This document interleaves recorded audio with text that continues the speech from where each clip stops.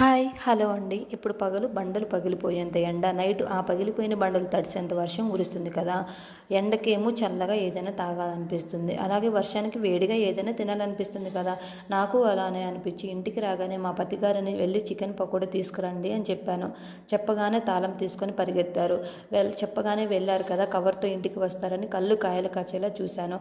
కవర్తోనే వచ్చారు, కానీ ఆ కవర్ చేతికిచ్చి కారంగా కోడి కూర, కరకరలాడుతూ కోడి పకోడీ, మెత్తగా చపాతీ చేసి పెట్టమన్నారండి. ఇంకేం చేస్తాం, పతిగారు చెప్పింది సతిగారు చెయ్యాలి కదా, తప్పదు కదా.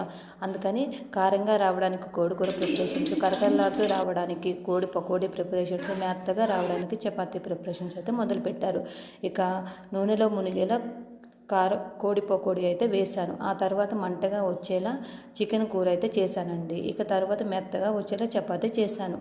ఇంతకీ మా పతిగారికి నచ్చిందో లేదో చూడాలి. మీరు మాత్రం లైక్ చేయండి. Thank you.